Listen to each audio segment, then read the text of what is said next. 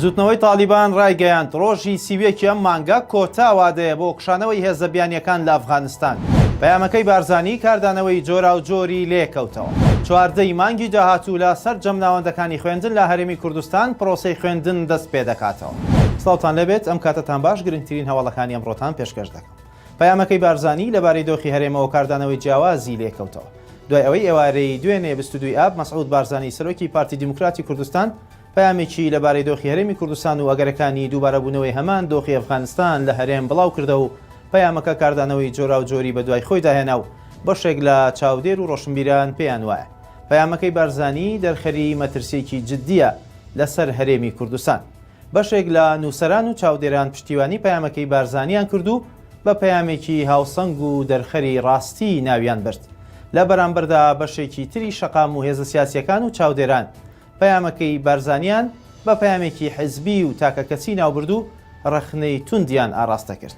بارزانی لە پەیامەکەیدا ئاماژەی بۆ ئەوە کردووە کە دۆخی ئەفغانستان و هەرێمی کوردستان زۆر جیاوازن و ئەوەی لەوێ ڕوویداوە ناکرێت لێرە ڕوو بدات و هیچ ئەگەرێک نییە هەمان سیناریۆ لە هەرێمیش دووبارە ببێتەوە. بەڵام ڕەخنەگرانی پەیامەکەی بارزانی ئەویان خستە ڕوو جگەلەوەی بارزانی تەنیا ئاماژەی بە هێزی حیزبەکەی خۆی کردووە، ئاماژەی بە تەواوی پێشمەرگە و داستانەکانی کۆی پێشمەرگە نەکردووە و بە نەفەسێکی حیزبیانە پەیامەکەی نووسیوە.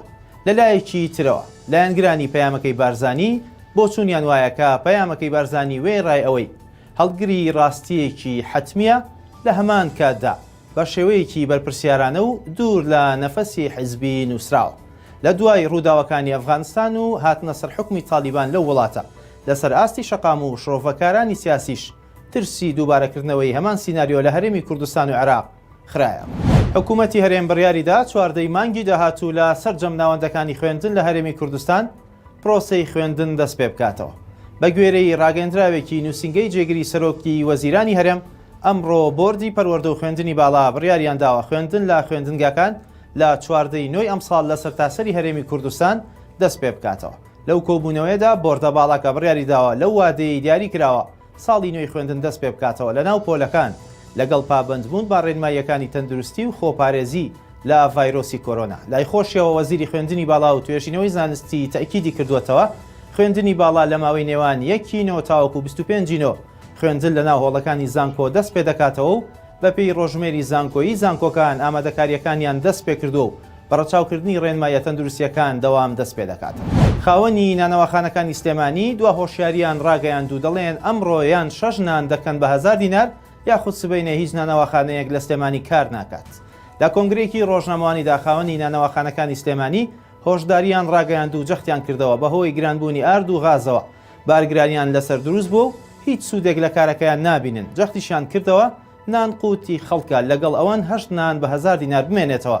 بەڵام بۆ ئەوەش دەبێت گومرگ لەسەر هاوردەکردنی ئاردلا ببرێت یان ئەوە تا کارگەکانی ناوخۆیی دروستکردنی ئاردی ڕاستەقینە و بێفێڵ دروست بکات. ماوەی چەند ڕۆژێکە بەهۆی بەرزبوونەوەی نرخی نانەوە ناڕەزایەتی دروست بۆ و خاوەنی نانەوەخانەکانیش هۆکاری بەرزبوونەوەی نرخی نان بۆ گرانبوونی ئارد و غاز دەگەڕنەوە. مەسرور بارزانی سەرۆکی حکوومەتی هەرێمی کوردستان بڕیاریدا سەرۆکی پێشووی ئەنجومەنی پارێزگای کەرکووک بکاتە ڕاوێژکاری خۆی بۆ کاروباری ناوچە کێشە لەسەرەکان. ئەمڕۆ دووشەممە بە بڕیاری مەسرور بارزانی ڕێبوار تاڵەبانی سەرۆکی پێشووی ئەنجومەنی پارێزگای کەرکووک بووە ڕاوێژکاری سەرۆکی حکوومەت. ئەو بڕیارەی مەسرور بارزانی لە کاتێکدایە خالید چوانی وەزیری هەرێم بۆ کاروباری بەغدا تایبەتمەندە بە پرسی ناوچە کێشە لەسەرەکان و بابەتەکانی پەیوەست بە هەرێم و بەغداوە. لە دوای ڕووداوەکانی 16 ئۆکتۆبرەوە لەلایەن دادگای کەرکووکەوە ڕێبوار تاڵەبانی بە تۆمەتی گەندەڵی فەرمانی دەستگیرکردنی بۆ دەرچوو بوو، بەڵام ناوبراو ئێستا لە شاری هەولێر دادەنیشێت. زوتنەوەی تالیبان ڕایگەیاند ڕۆژی سیوێکی ئەم مانگە کۆتا وادەیە بۆ کشانەوەی هێزە بیانیەکان لە ئەفغانستان و نابێت ئەو وادەیە درێژ بکرێتەوە. سوهیل شاهین وتەبێژی بزوتنەوەی تالیبان ئەمڕۆ دووشەممە ڕایگەیاند سیوێکی ئاب هێڵی سوورە و دەبێت سەرجەم هێزە بیانیەکان لە وادەیەدا خاکی ئەفغانستان جێبهێڵن. وتەبێژەکەی تالیبان و تووشێتی ئەگەر ئەمریکا وڵاتانی بیانی داوای درێژکردنەوەی ئەو وادەیە بکەن کە بۆ کشانەوە دیاری کراوە بە دڵنیاییەوە وەڵامیان نەخێرە. سوهیل شاهین جەختیشی کردەوە دوای سیوێکی ئاب هەر هێزێکی سەربازی بیانی خاکی ئەفغانستان جێ نەهێڵێت ئەوە سزا دەدرێت. خواتان لەگەڵ.